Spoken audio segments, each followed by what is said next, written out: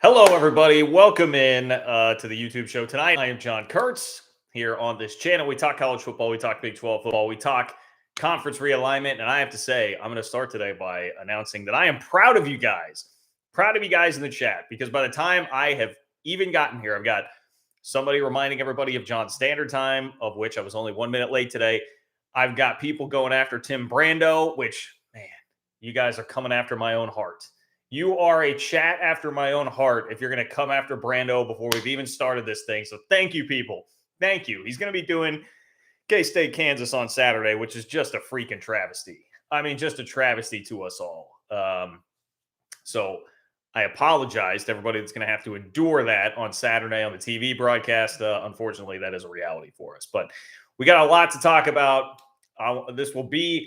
I would say this is going to be a more football-heavy chat. This is going to be slanted more toward football. I'm pretty fired up to talk about all the football from this weekend. Now, does it help that my squad won again? Yes, it does. But the TCU Baylor game.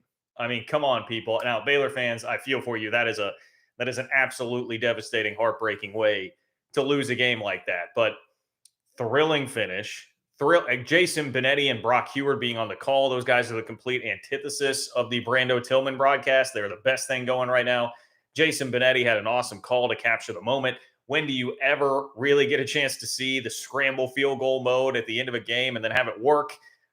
Just a lot going on there. We had Tennessee fans on, Tennessee fans writer. I don't really know how the hell Barstool really works. I don't particularly enjoy supporting them, but there was an article that came out about how frustrated everybody was with pretending TCU was a good team in the aftermath of TCU's win over Baylor, penned by a Tennessee supporter. And you know how that guy's night wound up. Yeah, crickets from him now after they got 60 balled by Spencer Rattler, old friend alert, in South Carolina. We had pretty wild bedlam where Oklahoma just shoots off the best quarter that they've played all season long by far, and then pretty much nothing else. But hangs on to win the game. K-State, as I mentioned, takes care of business in a pretty wild game in West Virginia with a ton of points scored. Hope you had the over there. Sark finally didn't Sark. It took until, that was week 12, right? Week 12 of Big 12 play. And Steve Sarkisian finally learned, don't let Quinn Ewers throw the ball 55 times. He finally learned that you have a much better chance of winning Big 12 football games with Texas's roster if you just give Bijan the damn ball and let him do work, okay? So there was a lot.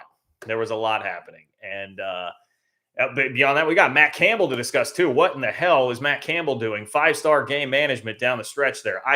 Iowa State fans, we've traded some barbs. I'm not a particular I don't even know if it's that I'm not a particular fan of your school. It's just turned into a rivalry. We have some fun with it, right? But I will level with you and just say, I mean, watching the same thing every week, I guess this one didn't, at least to my knowledge that I saw, have a backbreaking drop. That would maybe be the one difference between this and most of the other Iowa State games this year that have included some sort of absolute backbreaking drop that could have won the game in the end, but just another single-digit loss where the offense can't do anything and special teams are bad. Rinse and repeat. That is the story of Iowa State's season so far. So that's a basic rundown of what we have going here because of TCU being in the running for the college football playoff right now, and legitimately so.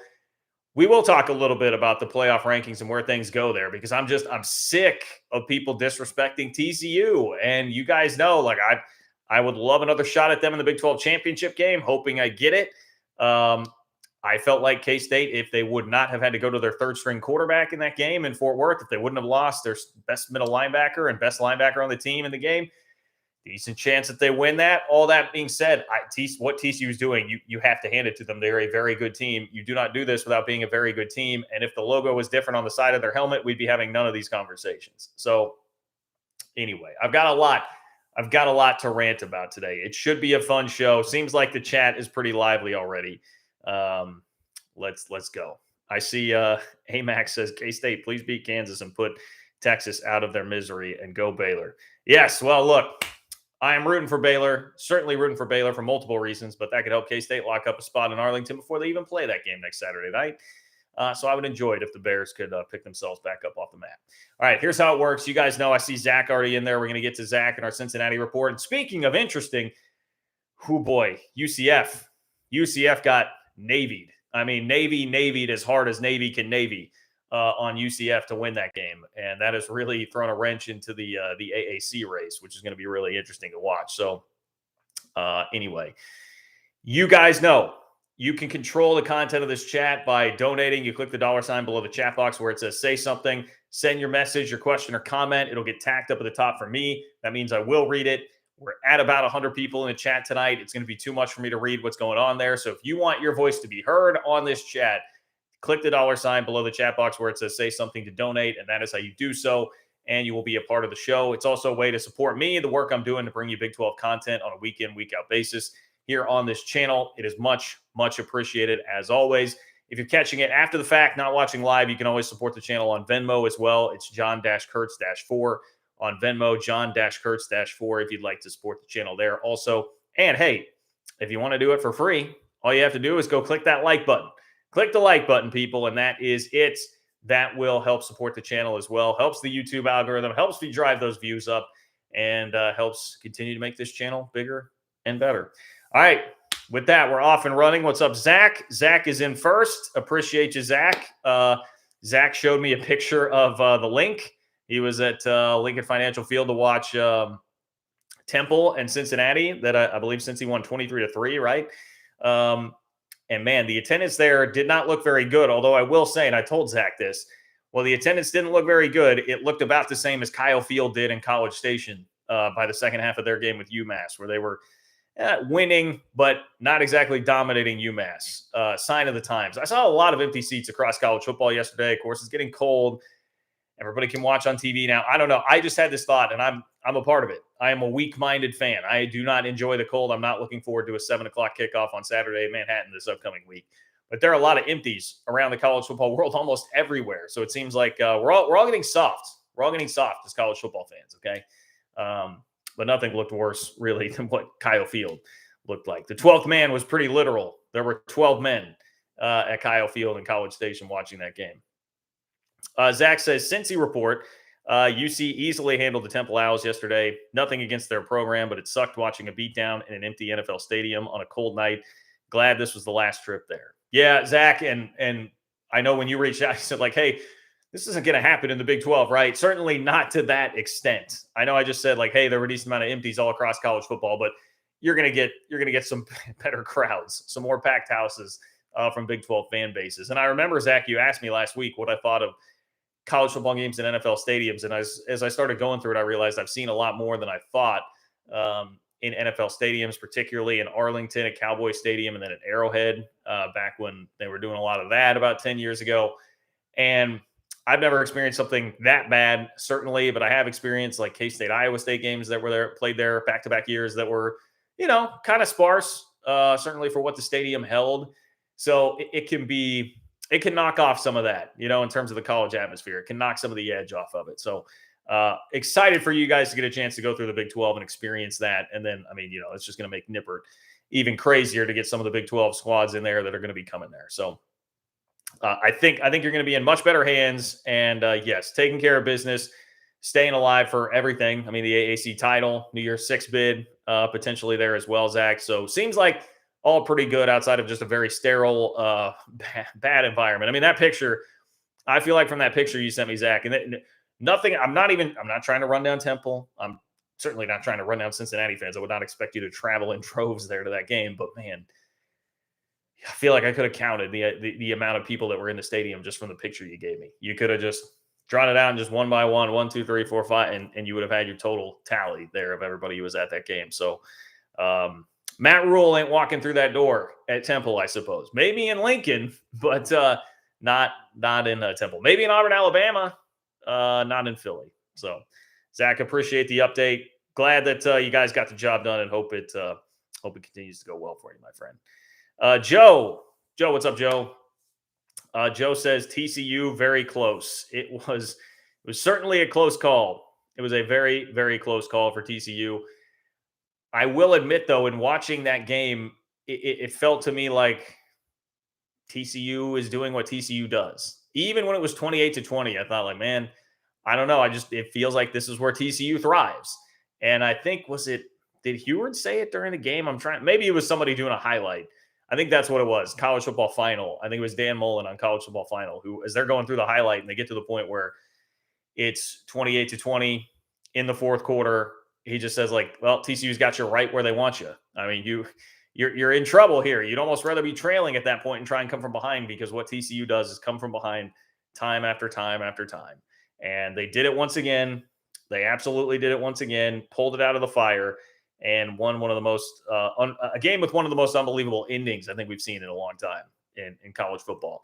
I know that Sonny Dykes said that they practice that, and I've heard now other stories of other schools being like, yeah, I mean, we do practice that a couple times a week. I even had a high school coach that I'm friends with saying like, yeah, we practice that situation a couple times a week. But man, it is one thing to practice it. It is another thing to actually put it out there in game. And first of all, it takes some cojones from you as a coach, if you're Sonny Dykes, to actually do that. Like, play for the field goal with 22 seconds left and no timeouts. Run the ball over to the hash that the kicker wants it on, get down, get off the field. And they did it with time to spare. I mean, they had like 5 or 6 seconds to spare. And the kid just steps up there and calmly strokes in the field goal.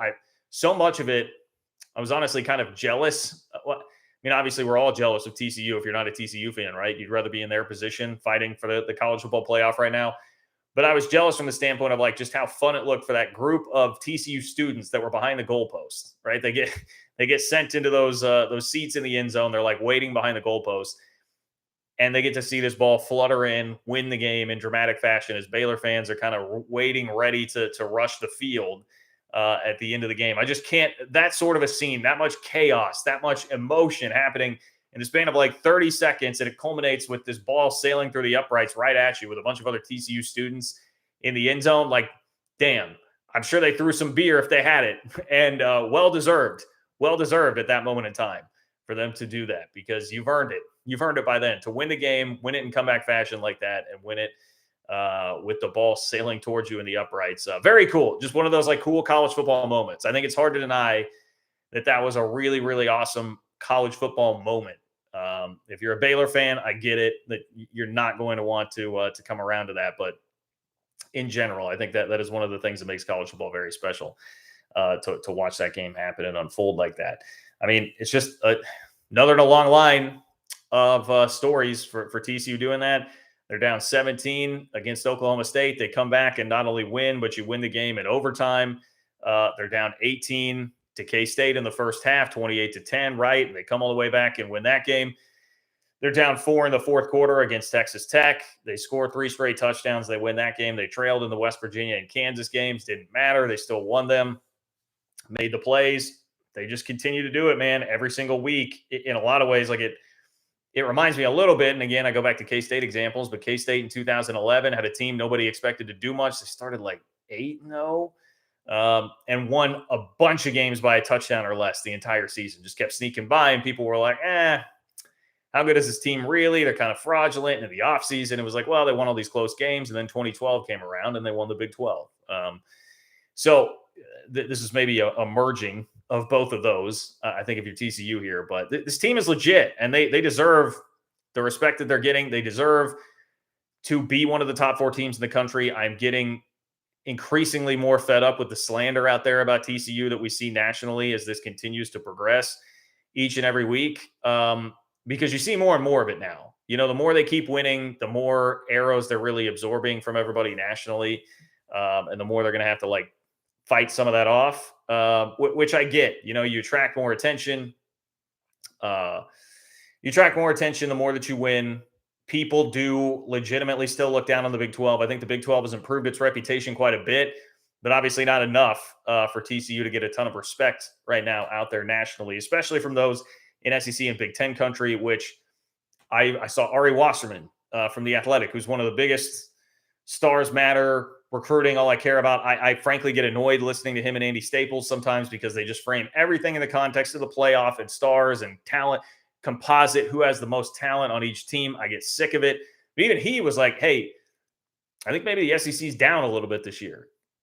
which you can imagine how that one would go over in Paul Feinbaum country.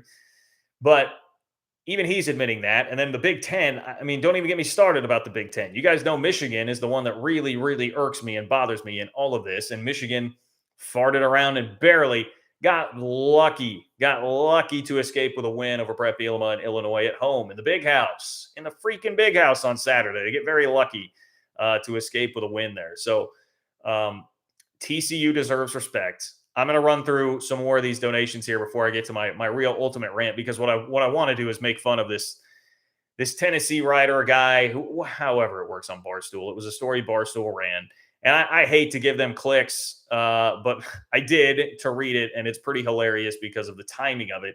Written by a Tennessee fan in between the TCU game and the Tennessee game, which, again, they gave up 63 to Spencer Rattler and South Carolina.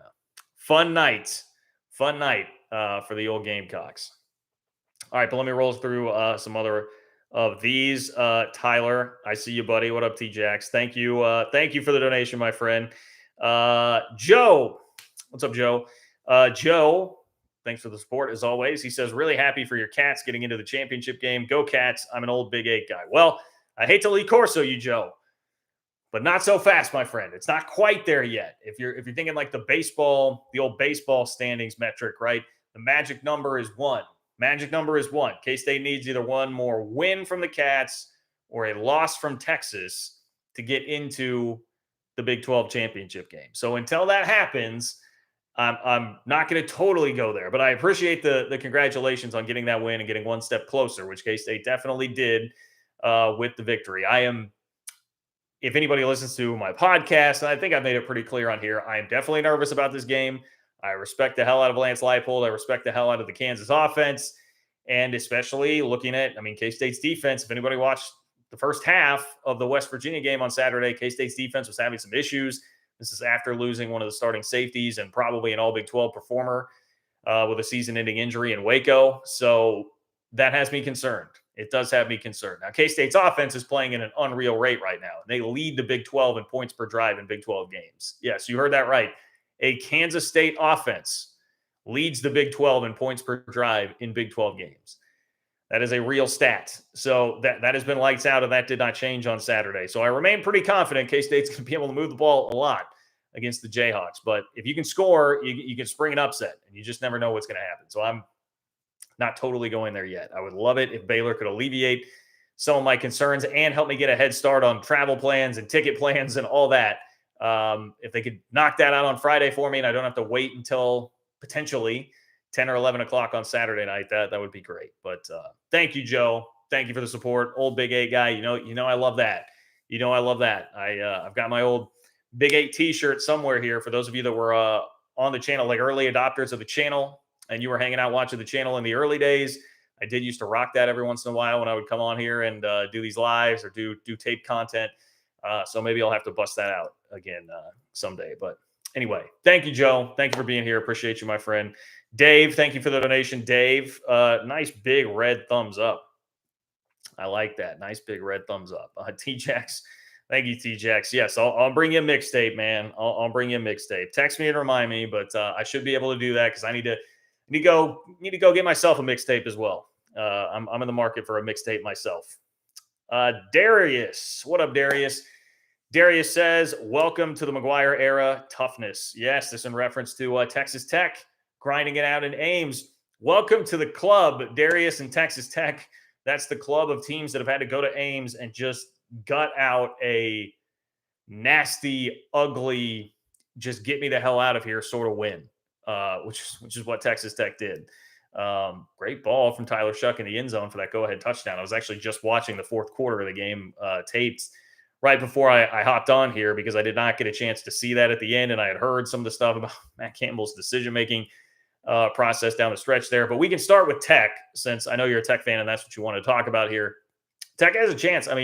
That Oklahoma game, I feel like, is a game that could really springboard some things in the offseason. Beat Oklahoma, keep them at 6-6. You finish 7-5. You finish 5-4 in the Big 12, winning Big 12 season, and continue to do it with a lot of toughness. That's the thing. Like, this has been, I know Tech has gone 7-5 before here in the last 10 to 15 years, plenty of times.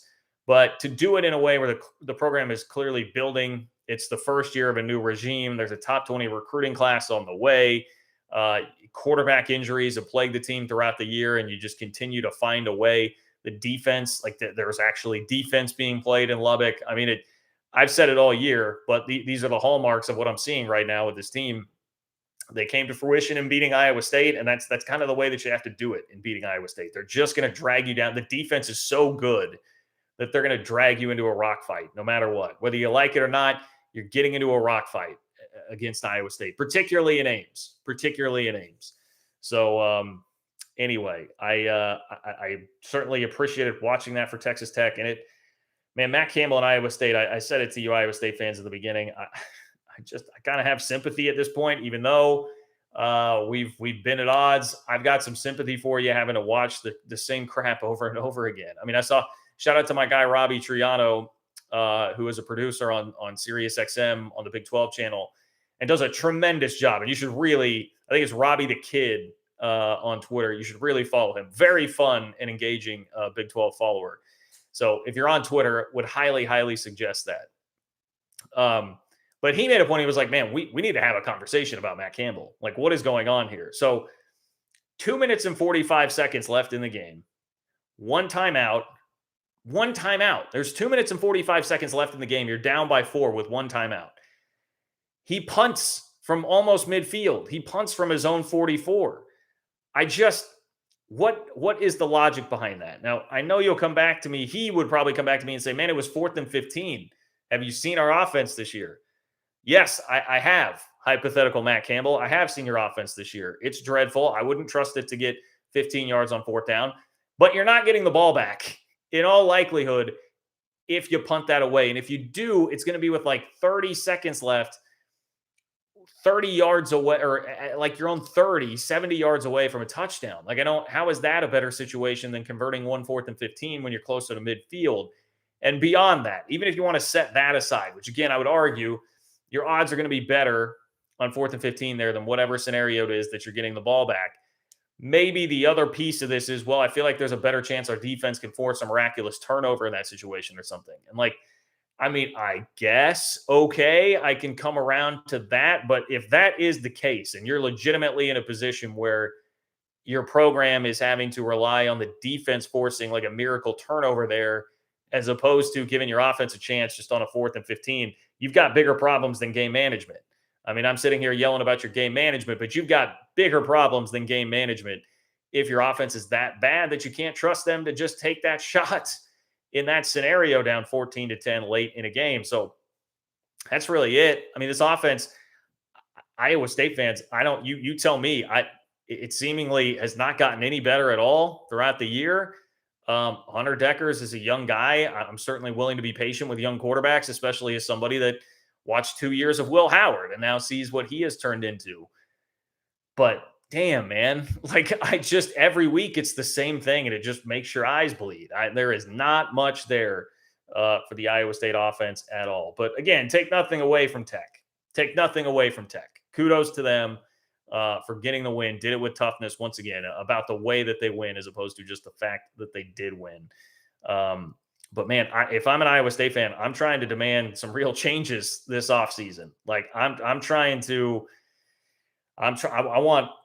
Look, maybe Matt Campbell needs to reorganize the way he's doing special teams for one, because that's the other thing that just blows my mind. I would think, like, if you're trying to win at a place like a K-State and Iowa State, K-State's hung its hat on special teams for decades now at this point. Matt Campbell, it just shocks me that he's so bad at special teams year after year. That's a way to win in the margins. And you have to win in the margins if you're coaching at Iowa State, if you're coaching at K-State. You need better special teams play to do it.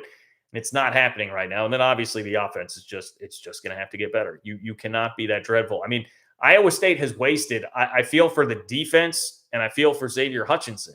Like, Xavier Hutchinson is one of, if not maybe the best receiver in the conference, and he's just wasting away. Now, twice, fair point if you say, well, John, in the K-State and Texas games, he's the guy that dropped the passes that very well could have been the difference in the game. That is true.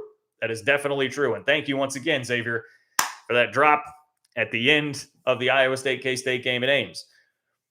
But those guys, are just all being wasted right now because everything else on the offense and the special teams are so bad. And unless Iowa State finds a way to beat TCU this weekend, they're going to finish 4-8 under Matt Campbell. And it just the star has definitely lessened there. I remember, guys, I will go back to this. I'm going to pull this card again, even though Iowa State fans just hated me for it last year. The report from the Fort Worth Star-Telegram was he at least picked up the phone when TCU was gauging interest in the job. I said at the time, feels like a good time to do it with your star still fairly bright, even after a disappointing season with all those guys that they had left, Brock Purdy, Breece Hall, etc.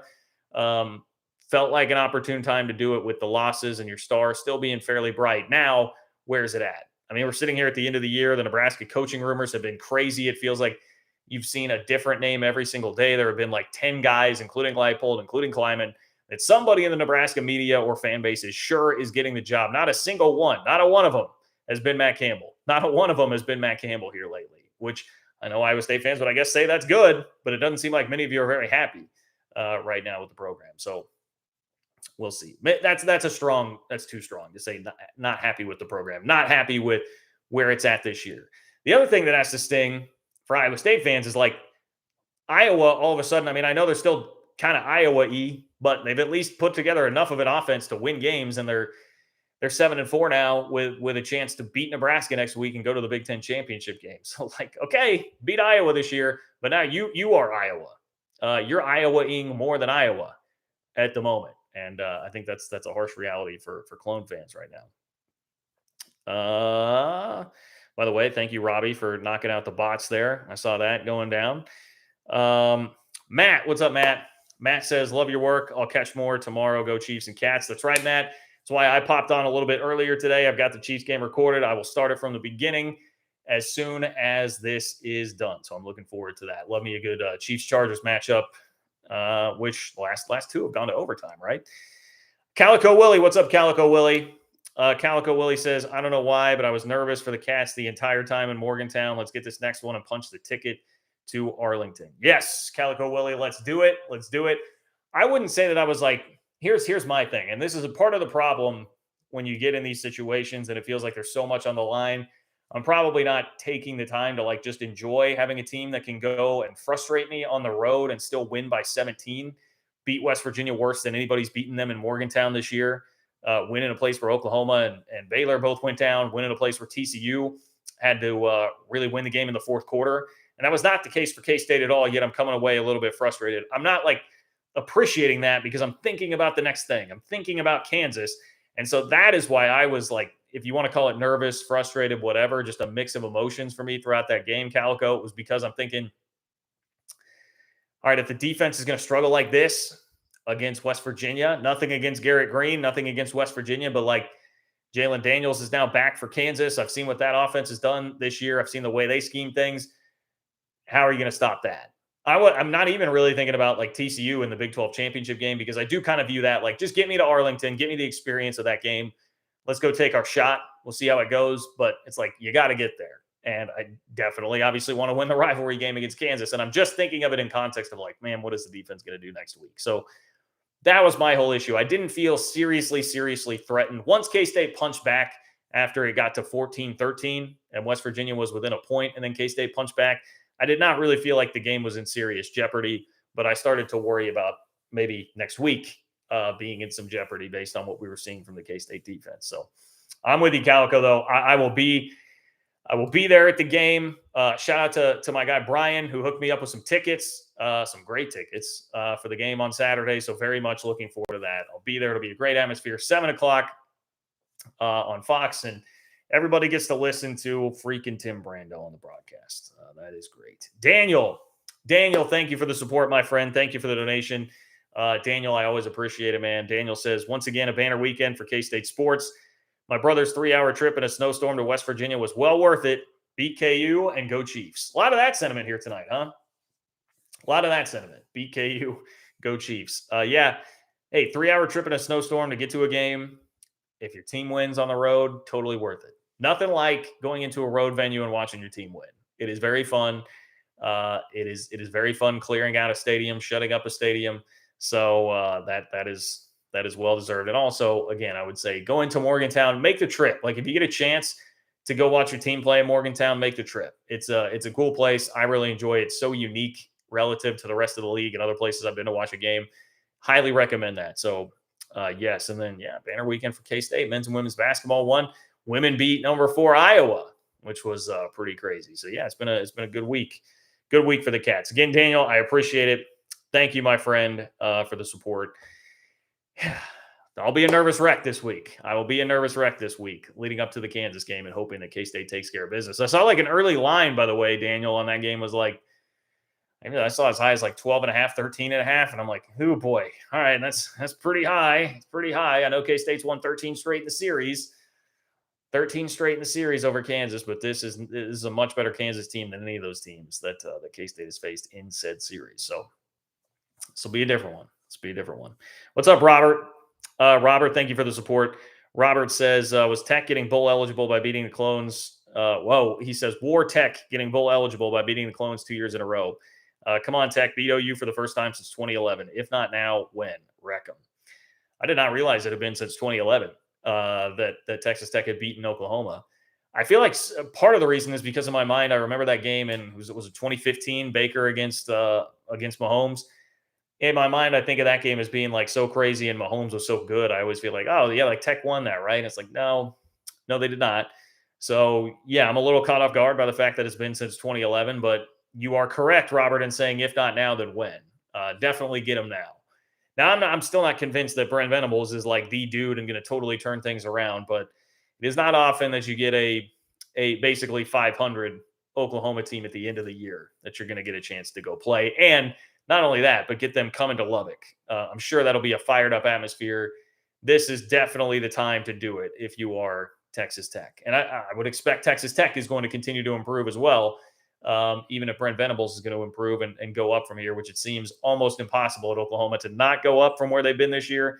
But you are correct. This is a time that you really need to get it done. Very, very gettable game because we saw even Oklahoma just with a freaking blitzkrieg on Oklahoma State in that first quarter of 28 points. Dylan Gabriel had like 224 yards passing and 2 touchdowns in the first quarter. Spencer Sanders threw a couple of picks. Everything that could have gone wrong did. Murphy's Law, first quarter. Even after that, Oklahoma goes 30 quarters without scoring. Their offense just didn't move the ball at all. They had to just kind of hang on for dear life. There's just something's missing this year. Something or some things are missing from Oklahoma this year. So it is imperative, Robert. Got to go get that dub, man. Got to go get that dub. But on cue, boom to the Sooner. Boom to the Sooner. You deserve this moment, my friend. Boom to the Sooner says, wanted to congratulate the Sooners on another state championship. Boomer. Man, Cowboy fans, I feel for you. I was pulling for you. Damn, man.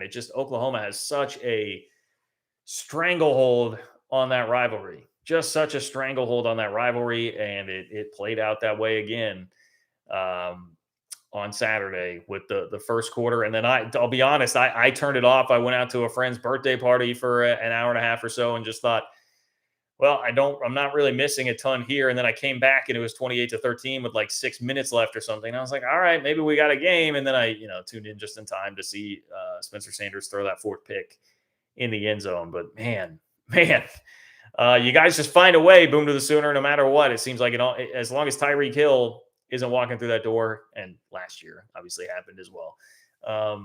As long as Tyreek Hill isn't walking through that door, or Lincoln Riley isn't leaving for USC, he's not about to turn into Tebow and bail town.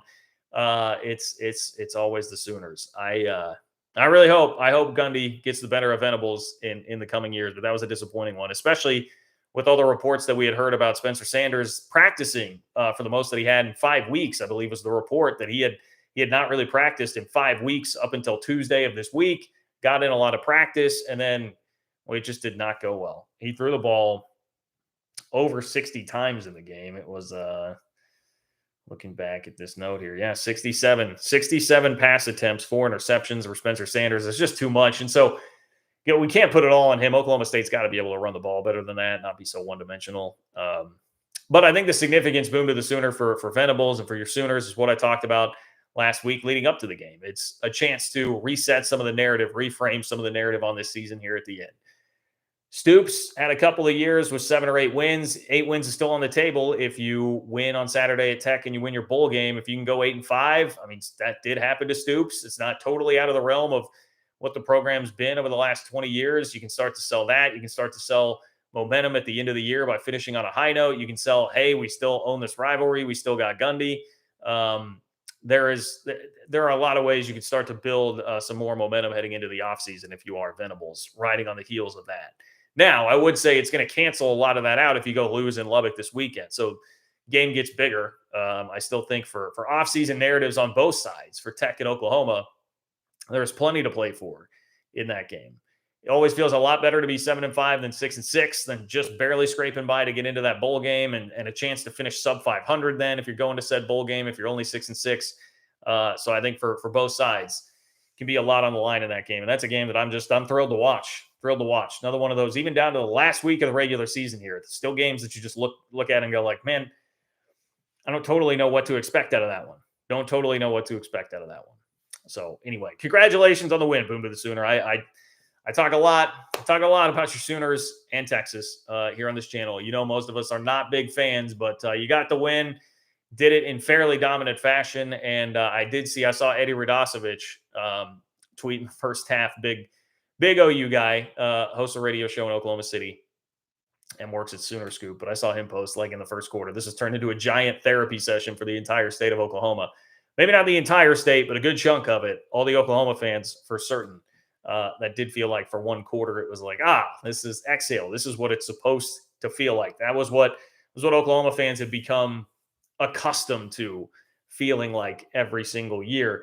And I will add that just as that was happening, though, and, you know, congratulations to the Sooners for that. Congratulations to Brent Venables. As that was happening, the nation was in the midst of not watching that game, but watching Caleb Williams, Lincoln Riley, and USC pull out an incredible win in an incredible game with UCLA. That was just phenomenal football to watch, really entertaining. Caleb Williams may have stamped himself as the leading or co-leading Heisman candidate with CJ Stroud with that performance in that game, showing off some Mahomes-like arm angles and throws that he had going on. So, you know, I wouldn't say that Oklahoma's win quite compares to knocking out a crosstown rival in a huge national game everyone was watching to keep playoff hopes very much alive and stamp yourself as a Heisman co-favorite in all likelihood. Not quite the same. Tebow may have one-upped you this first year, Oklahoma, but that's a reality you'll have to live with. And a reality, frankly, some of us tried to tell you was coming. But that's all I'll say, because it's your week. You won big over your rival. Take it, run with it. Zach, what's up, Zach? Zach says, AAC madness. Houston still has a shot at making the AAC title game if chaos breaks out next week. How wild would it be for the 22 Cougars to make it? Yes, Zach, I'm glad you brought that up, because I was looking through those scenarios. So I saw this nugget from, I'll credit Brett McMurphy for this. He's the one that tweeted it and tuned me into it. So he said, Friday's Tulane-Cincinnati winner will host the AAC title game. Now, that much I gathered myself.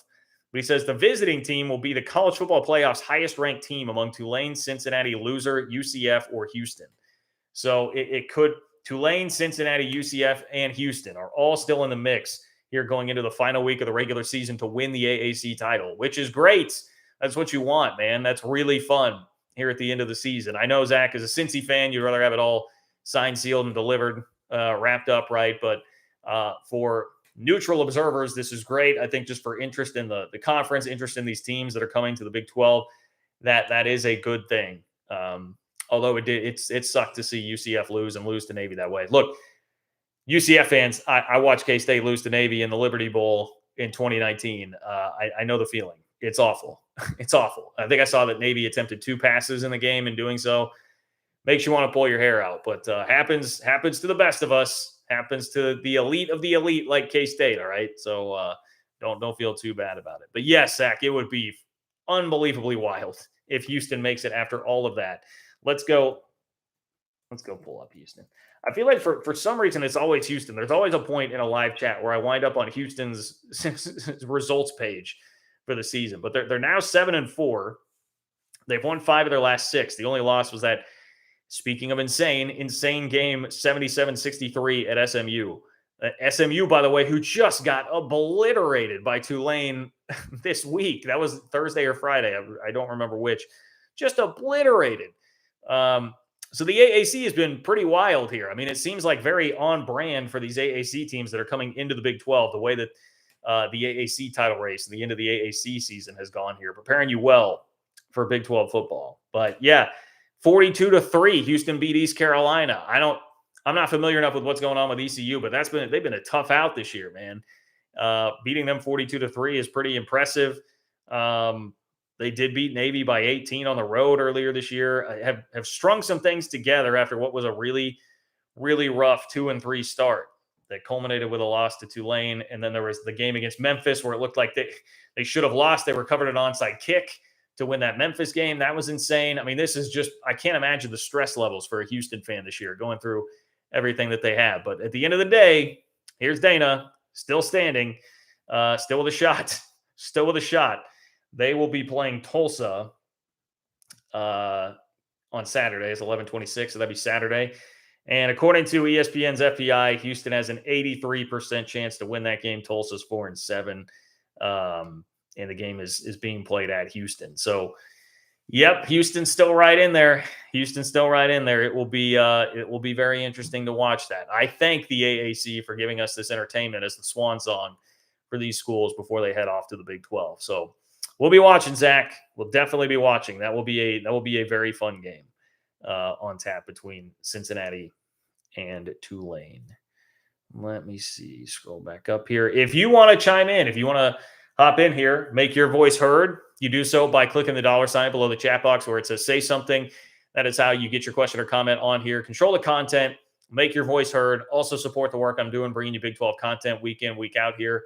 It is much appreciated. I could not do it without you guys. I could not do it without your support. You can always chip in on Venmo as well, John-Kurtz-4, if you're catching this after the fact and not making it to a live show.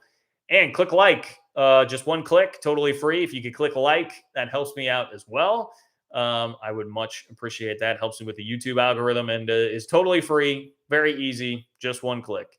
That is all I ask. Boom to the Sooner. Boom to the Sooner says, Sooner scored 28 points in the first quarter, then never threatened to score again against Oklahoma State. What the bleep is that?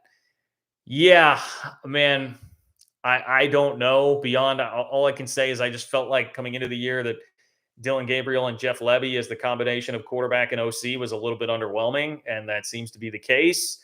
I think also it is very true. The cupboard was a little bit bare. Bare is probably somewhat strong, but certainly compared to what Lincoln had on offense with some of the transfers that left, obviously starting with Caleb Williams, it was going to be tough to replenish that offense. And honestly, like Oklahoma fans, you might have yourself to blame for some of this because perhaps the expectations wouldn't have been so high this year from the outside world if Oklahoma fans would have been more in line with like, oh yeah, this is actually going to take some time and take a little bit of rebuilding. But instead, no, it was we're going to come with pitchforks and boom boxes at the window of anybody who dares leave us out of the preseason top 25. That was the route you chose. Those were the expectations you had, and we've seen how that works out. But yeah, I don't know. I think Dylan Gabriel is a decent quarterback. He's not great. I don't think he's going out and winning you a bunch of games, and I think that's what we've seen throughout the year. Marvin Mims has had some inconsistency issues, some issues with drops, and that theoretically, I guess, should be your biggest playmaker on offense. But I don't know, man. I don't know. The more puzzling thing to me about Oklahoma all year has been the defense. The offense seemed a little bit more predictable to me. That something like that would be coming. I'm going to address this just because I see it on here. It is not. This is the rare instance where, yes, it's just a regular comment in the chat. I'm happy to see it a couple times. But I know this is heating up. Like everybody wants to talk about the Nebraska coaching search and the Nebraska coaching job at this point. I'm seeing the column says, as John talked about the Kleiman Nebraska rumors.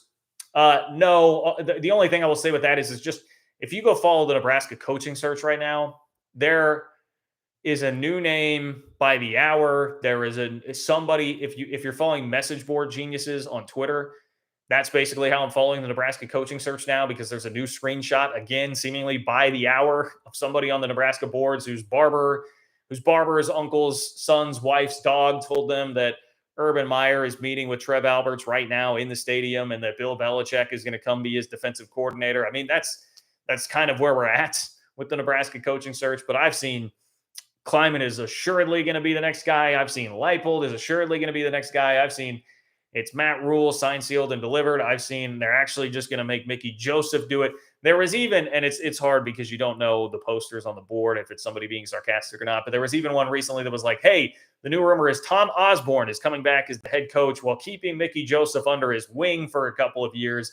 And then Mickey Joseph will get the job when Tom Osborne steps aside, which that's where we're at. That's where we're at with the Nebraska coaching search. So here's my take. I don't have a ton of fear of it. I'm not saying there's not a chance. I wouldn't put it at a 0% chance, certainly. But Kleiman's athletic director is Gene Taylor, whom he worked with at North Dakota State. They're incredibly tight. Kleiman does not like to be a real front-facing guy that goes and does a bunch of not even just media opportunities, but like fans going out and, having to be the real face of a program. He prefers to kind of just sit back and do his thing and coach football. And Gene Taylor is more than happy to allow him to do that. So he's in a really comfortable situation here. He's already making just over $4 million a year as a head coach. He's in line. He's going to get a raise this offseason. Undoubtedly, he will get a monster raise from K-State. But he's got a really secure contract. It's not quite this fully guaranteed deal that coaches are getting now, but the buyout is high. I mean, he's pretty well set here. I just don't know that he's going to want to go and take on that rebuild when he's just now hitting his stride at K-State. His work at K-State got really delayed by the pandemic. They got hurt more than a lot of places by that, a quarterback injury, a lot of things that happened that year. He's just now hitting his stride, has his best recruiting class the entire time he's been at K-State. Compensated well, going to get more money, has great coordinators going right now, has a pretty easy deal at K-State where he can kind of do what he wants to do. Whereas I think at Nebraska, you're going to have to be a little more shaking hands, kissing babies, that sort of deal than what he's doing here at K-State. So I would build you that picture to say that I would have my doubts that would be the route that he wants to go, but I wouldn't totally count it out. I also still just think Nebraska has too much of an ego to come down and get a coach like that I think would be the sensible way to go. If I were them, I would look hard at Kleiman. I would look hard at Lance Leipold. Maybe beforehand, I would have said Matt Campbell. You guys know my thoughts there. But that'd be another guy like in the mold of, I think, what you'd want to look for at Nebraska, as opposed to shooting for like Urban Meyer, Matt Rule, et cetera, that kind of stuff. So that's basically where I'm at on it right now. It's hard to trust anything with the Nebraska coaching search right now because it's all over the place and it doesn't seem like there's one real authority that knows what's going on. All right, making our way through. Nick, what's up, Nick? Nick, thank you for the support, Nick. Man, I feel for you. Oklahoma State fan Nick here. Nick says the most bizarre bedlam or college football game for that matter that I've ever seen. Oklahoma blanked after the first quarter. OSU outgained the Sooners, but threw 4 picks. Coaches can't get fourth quarter play called, and we punt down 2 scores. Yuck. I did see that moment.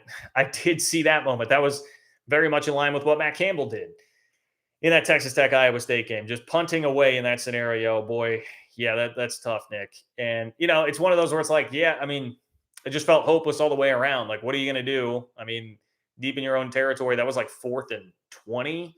Something like that it was pretty far back. Spencer Sanders just had not been able to do much of anything at all.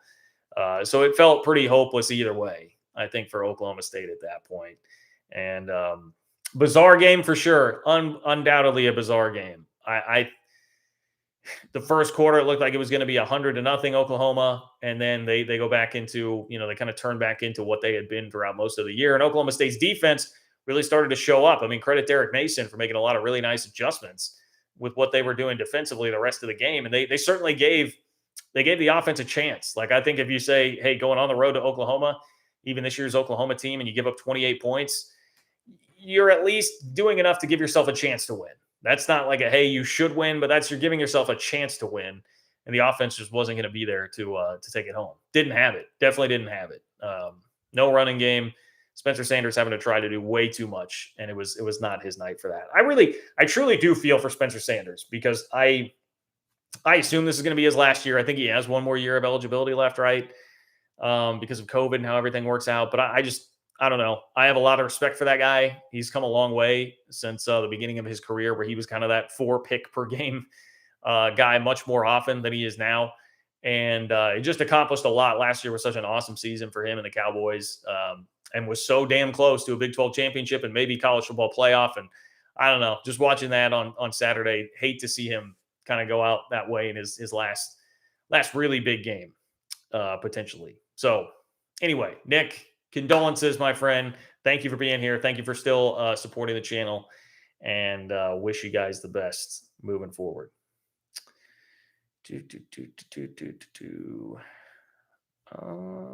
Oh, we got Nick again. I saw someone in the chat making fun of me for being like, golly gee. That's not, it's funny to hear someone in the chat be like, oh, Kurt's golly gee whiz, because that is not the reaction I usually get from people. Not, go ask Twitter if I'm Captain Golly Gee Whiz. I'll take it, man. I'll take it if you're gonna go golly gee whiz guy. Nick, what's up, Nick? Again, Nick, thank you for supporting me again, my friend. Nick says, was glad your Wildcats won out in West Virginia. I feel like you'll win comfortably against the Jayhawks, and then it'll be on to Dallas for the rematch against TCU.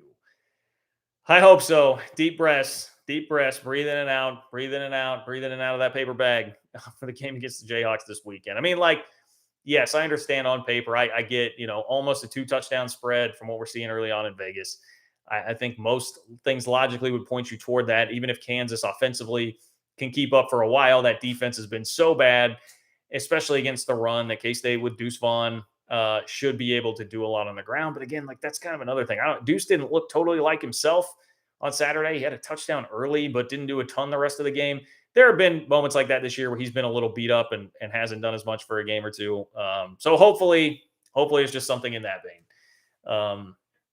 And he'll be fine and rock and roll and ready to go. And it's going to be just an unbelievable crowd. I mean, I can tell you this much about the KU K-State game. It's the toughest ticket I can remember for a K-State football game in a long time.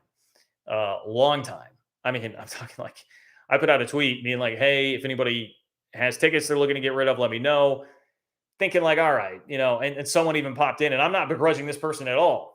Someone popped in and was like, hey, I'll cut you a deal. Like, I'll be fair. And I was like, okay, I mean, what are we looking at here? And it was like $200 a ticket. And I'm like, what? And then I go look at the StubHub or whatever. And I'm like, well, that actually is fairly reasonable compared to what they're going for. So like, that's what we're talking about right now. All that to say, it should be a great atmosphere on Saturday. It should be an awesome atmosphere. So I'm hopeful, Nick. I'm definitely hopeful.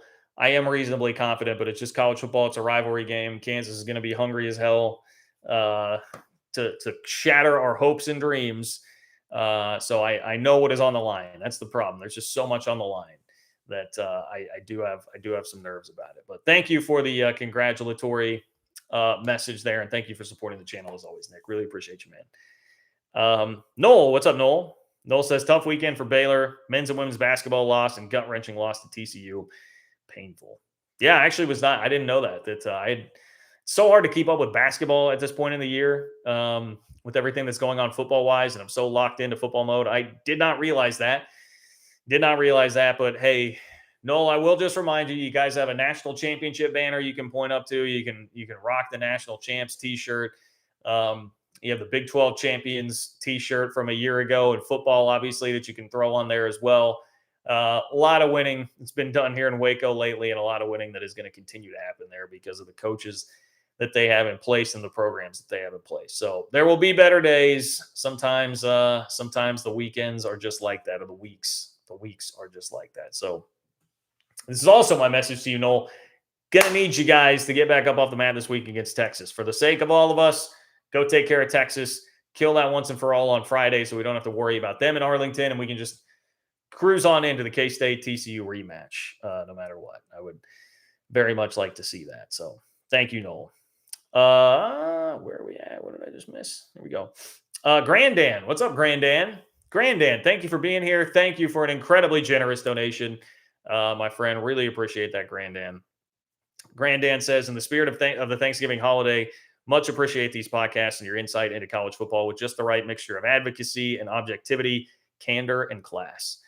I might steal it. You know what? I'm gonna take that and copy and paste it, because that sounds like a bio or a description for the channel with what I'm going for here. I love that.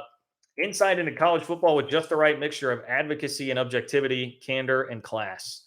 Couldn't have said it better myself.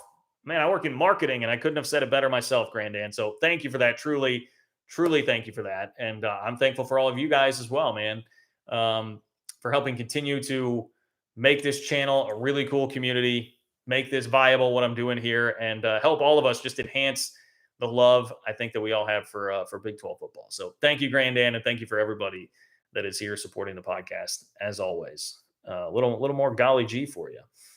Joe says Spencer Sanders and Skylar Thompson tough going during their careers. That is pretty true.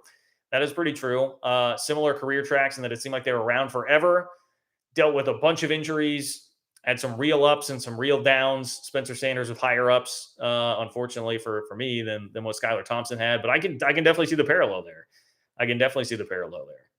Between the two. And hopefully, look, Skylar Thompson, it's worked out for him in the NFL now, latching on with a full-time job in Miami this year, making the roster, getting a chance to shine in the preseason, looking pretty good. So, I wish nothing but the best for Spencer Sanders and have a ton of respect for him. Okay, let me roll through a couple of things here before I get to some more donations to finish out the chat. So this will be like, got around a 10-minute warning here. If you want to get something in right now, click the $ below the chat box where it says say something. In order to do so, speak now or forever hold your peace, or at least until Wednesday, hold your peace. Anyway, I wanted to rant a little bit here about TCU. You guys know I touched on this earlier, but I get so sick of people coming down on TCU for not being good enough, just scraping by. The SEC and Big Ten world seems to lose their mind at the idea that TCU should be invited to this college football playoff party that they've got going on. And it just, look, Saturday was a perfect example of this. I think the backdrop for TCU's win and the way they did it was perfect because it was a day where almost everybody got a scare, if not outright lost or got blasted like Tennessee. And a lot of this discussion for the 4th spot in the playoff has come down to Tennessee, Michigan. I guess I'm really throwing Michigan in there. But if we're talking about 3, 4, 5, 6 kind of in that playoff, it's like Tennessee, Michigan, maybe like a USC and TCU. And it's like, look, if TCU had the same resume that they had, and they had an OU on the side of their helmet, or they had a Longhorn on the side of their helmet, we would not be having any of this discussion. They continue to remain unbeaten. And the reality is, in college football, in any of these conferences, if you are not Georgia or Alabama or like 2019 LSU with these just ungodly stacked rosters, even like in Ohio State's, even a Michigan, teams that have pretty darn good rosters, but it is really hard to go unbeaten. And TCU had the number 1 strength of record in the country going into the weekend. They had a better strength of schedule than Michigan going into the weekend. TCU has played a very difficult schedule. There is nothing that you should be taking away from them at all. And what happened on Saturday? Ohio State is in a 1-possession game in the 4th quarter with Maryland having the ball and a chance to take the lead and win the game at Maryland. Now, I guess Mike Loxley's doing a decent job, but it's Maryland. There's not a more blah football environment to go into, to me, in the country than Maryland. What is Maryland football? South Carolina, 6-4, better, improved certainly under Shane Beamer this year, but not exactly murderer's row. Spencer Rattler had not ever looked like the guy that we expected him to be out of high school. He sure did for a night when he throws for 6 touchdowns on you and puts up 63 points.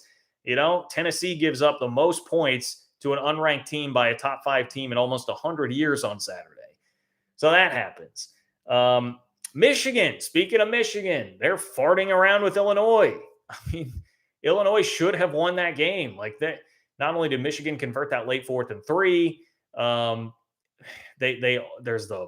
was the call that was controversial there? I'm blanking on it, so it's going to lessen my point here. But either way, they squeak out a 2-point win against Illinois, and it's like that is the perfect example of what college football is. Illinois was 6-4 or 7-4 going into that game. I forget which one. South Carolina 6-4, Baylor 6-4. These are teams all of the same ilk. TCU finds a way to win in scramble mode in crazy fashion at the end of the game. Michigan barely does, on the same level, exact same sort of thing, and nobody is questioning Michigan legitimately in the playoff hunt. Nobody at all, not a soul. There was this big push for Tennessee should be up there. And what are we going to do with Tennessee? They're going to be the 2nd SEC team in the playoff. Oops, they get demolished. We had this from Barstool. This is the Barstool thing I was pointing out, where they run this headline that says we're so sick of pretending TCU is a good team. This is all it said. It was not long at all. It said, if you could promise me right now Tennessee gets into the college football playoff, I'd actually also want TCU to get a spot just so everyone in the country could watch it get thoroughly demolished by Georgia or Ohio State. This team is the textbook definition of fraudulent, and I will continue preying on its downfall until it inevitably comes. TCU has devil magic. There's no other way to describe it. Sonny Dykes called a run play on third down with 20 seconds left and no timeouts, and somehow still got the game-winning field goal off, and it was the best kick I've ever seen. Just sickening stuff. We still have one more chance for the Frogs to get clipped in the Big 12 championship game, but I'm not counting on it. We'll all just have to live in a world where this trash team plays in the college football playoff and gets killed by an actual contender. I mean, there are just so many things about that. I mean, one, chef's kiss for what was coming a couple hours later. Tennessee proving to be extremely fraudulent in getting 60 balled by Spencer Rattler in South Carolina. But not only that, like, even if TCU were to go and get smashed in the first round, we see it every year. Michigan just did it. Somebody plays that role every single year because we've had this crazy stark contrast between 1 and 2 in college football and basically everybody else. But I think there are a couple. Another point I would make, I don't think the gap is nearly as large this year as it has been. And I think maybe the transfer portal and NIL has helped change some of that a little bit. And a reason I pointed to, I like the expanded playoff to spread out some of the talent, not keep it quite as concentrated at the top as it has been. And I think we may start to see some of that moving forward. So I think there's merit to a narrative that we are going to see the gap shrink a little bit between the top and everybody else. So I wouldn't totally count on that either, man. And just, again, we have Alabama barely wins at Texas. TCU controlled the game at Texas. Like, we have some comparison data points here that would point to TCU is a legitimate team. It is beyond frustrating at this point. It's not really going to matter if TCU just continues taking care of business. And obviously, you guys know me. I would love to see K-State beat them in the Big 12 championship game. But if not, TCU is going to be there, and they may well be the 2 or the 3 because the Michigan-Ohio State loser could drop behind them. And at that point, I mean, especially if Michigan does throw it in my face and they beat Ohio State, and then if we get Michigan TCU in a 2-3 game in the playoff, man, sign me up for that. Sign me up for that. Would love to watch that play out because I think TCU is winning that game. So I'm fighting for these guys. Even if you don't like TCU, this is an important fight, I think, for you to at least be interested in, because this would be literally anybody else in the Big 12 that's not Texas or Oklahoma would be treated the exact same way here. Would be treated the 100% the exact same way. So that's why I fight so fervently here on this front. TCU deserves it. They deserve it by what they deserve it by what they have done so far this year. Just need to take care of business against Iowa State to get onto that Big 12 championship game with a shot still at the playoff intact at that point in time. Okay, couple donations I'm going to get to in just 1 second, but I made it this whole way without talking any realignment, which is pretty rare here on this channel. So the actual, like, hey, what's going on in the games? Purists, you guys are winning. Big W's today. But we had one major realignment story within the last week, and that was that the regents from the University of California school system, they punted for a week or a month. I don't know. They punted on the decision and this is bad that I'm not forgetting the exact timeline, but they punted on the decision to actually make a call on whether or not UCLA could go to the Big Ten. It was supposed to be the final deal. Everybody had been saying small chance that it actually happens, that they would not allow them to go to the Big Ten, but everyone thought the final decision was going to come on the 17th. It did not. Here is basically what the reaction was from Wilner and Canzano. I want to just give you guys that. So John Wilner had this in his mailbag. It said, in your opinion, did the delay by the UC Regents change the odds of UCLA staying in the Pac-12? And Wilner says, not materially. We continue to believe that a reversal is highly unlikely. If anything, the odds have gotten a tad longer. Were there enough votes to overturn the decision? It would be clear at this point. As a result, our updated projections are the following.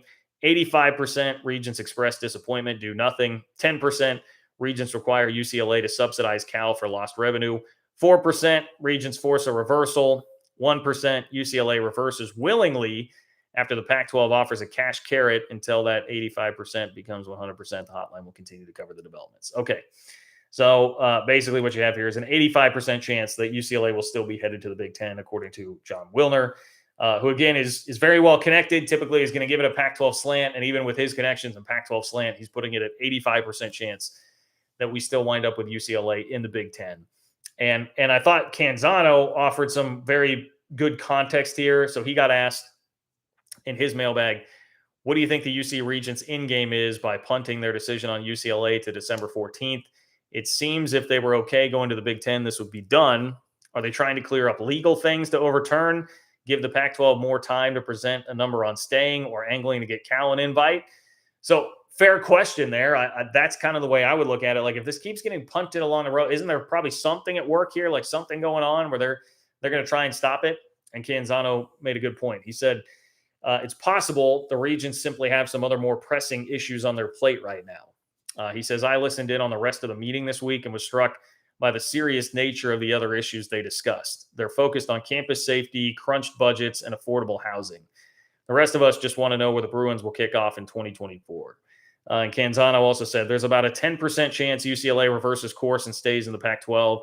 I wonder if the extra month gives the Pac-12 time to present media rights figures that would make leaving the conference a more difficult decision. Okay, so there it was a month. I thought I was right on a month. I don't know what I was doing saying a week.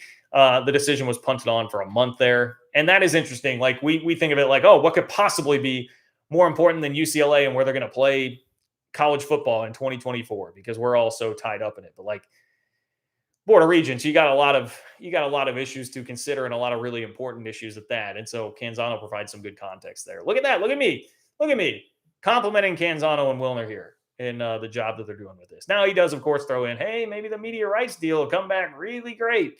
Okay, let's be easy on that. But for the most part, I think that provides some good context there on why that doesn't necessarily mean that there is something really brewing here with UCLA and company. So we'll keep updated on that. Keep your eye on it. But I don't know. It feels like everything's just kind of in a bit of a standstill in Pac-12 country right now. In fact, so much so that another question that I saw John Canzano got asked. He got asked in his mailbag. It said, who bolts first to the Big Ten, Oregon or Washington? And he says neither. It doesn't pencil out for the Big Ten right now. Also, both have a much easier path to the expanded playoff in the Pac-12. I expect the next 5 years to be much quieter than the last 6 months. That's a big statement that was just snuck into a mailbag there from Canzano. I expect the next 5 years to be quieter than the last 6 months on the realignment front. So, I mean, there's a part of me that looks at that and says, like, all right, that'll be fun. Like, we'll actually get to kind of keep the college football world intact, sort of, without everything totally exploding and blowing up. There's a part of me that likes that. But there's also just a part of me that says I just don't see any way that that's accurate. There's been so much movement and so much going on.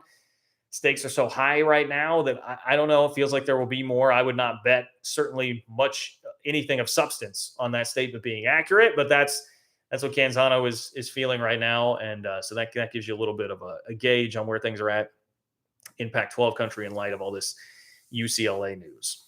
Okay, I'm going to finish up the donations here before I get on out of here. So appreciate you all. Aglist, what's up, Aglist? Thank you for the support, my friend. Aglist says, John, congrats to your Cats on the West Virginia win. Disappointing that my Jayhawks didn't do our part to embarrass Texas, saving our best for KSU. Rock Chalk Jayhawk Allen. I hope you're not, Allen.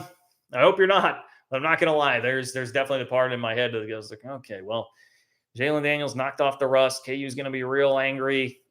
Just played one of their worst games. They're going to respond with a really good effort. Don't think that's not in the back of my mind. Being a little bit worried about that. But yeah, would have been nice, Allen. Would have been nice if Kansas did their Ad Astra Bros part and knocked off Texas for us. But hey, if we got to take care of it our own, suppose that's the way it probably should be. So fair enough. But yeah.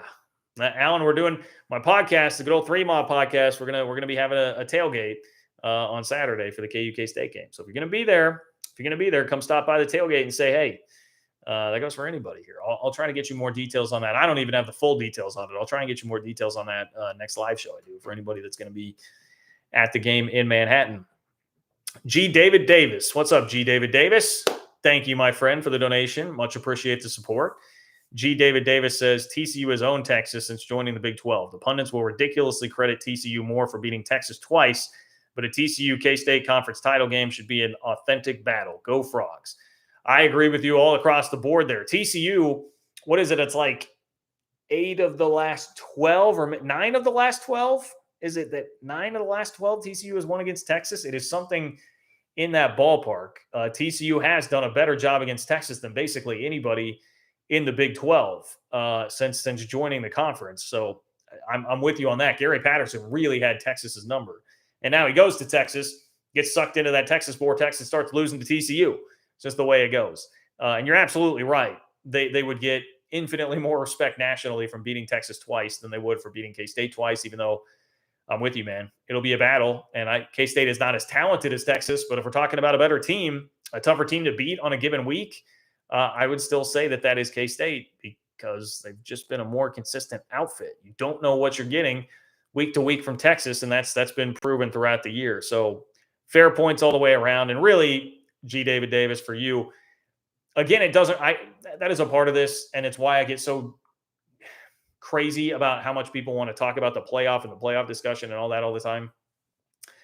If TCU just wins out, I mean, it's not going to matter. You lose a game at this point, you're not going to the playoff. You win out, you're going to the playoff. That's pretty black and white at this point for TCU. But it's about narratives and like trying to lay the groundwork for the next time this happens. That's a part of why you argue this so vehemently. If you're somebody like me in this position, someone will come back around like this probably before the playoff actually expands and be in this sort of a position again, and we'll have to deal with this crap again, and it will be maddening yet again. So anyway, congrats to the Frogs, G. David Davis. I hope that we do get the all purple everything rematch in Arlington. McMuffin, what's up, man? McMuffin says, sad times. At least Baylor basketball beat UCLA tonight. Coach Tang is the freaking man. You're going to love him. McMuffin, yeah, I cannot thank you guys enough. I know I've done it before here on this channel, but yes, Jerome Tang is amazing. K-State's been on SportsCenter top 10 3 times in 3 games this year. Lots of highlights. Fun team, even if they are very much a work in progress, offensively especially, very much a work in progress. But he has completely rejuvenated the fan base, gotten everybody on board. He got me to buy a mini season ticket package this year, which is the first time in my life. Now, again, 10 years I was in media, but first time in my life that I personally have bought a season ticket package like that. So he's doing something right. He's doing something right. And definitely cannot thank you guys enough for that. And again, I would just remind you, national championship, Big 12 championship, a lot of winning going around in Waco that many of us here would certainly trade places with you for right now. So some will come up. Some will come up for all of us. Okay, it's going to do it for me. I got to go watch the Chiefs game. I actually kind of like it when I can come in like an hour late because then don't have to watch commercials for a bunch of the game. Nobody tell me what's going on. I don't want to know. I will figure it out. But hey, spread the word on the channel, whether it's social media, word of mouth. You're going to be going to all your families for Thanksgiving, right? If they are Big 12 football fans, college football fans, interested in realignment, let them know about the channel. Let's continue to grow this community. I appreciate all of you guys that have helped it spread to the point that it has already right now. Sincerely do. Sincerely do. Hit me up on Twitter at JL Kurtz if you have something for me. I am pretty responsive in the DMs there. John-Kurtz-4 on Venmo. If you're catching this not live and you want to help support the channel, that is another way you can do so also. And like the video if you haven't yet. Just like the video on the way out. That would be pretty nice. Okay. It's going to do it for me. Enjoy the rest of your Sunday night. Enjoy Sunday Night Football, and I will talk to you guys midweek. Take care.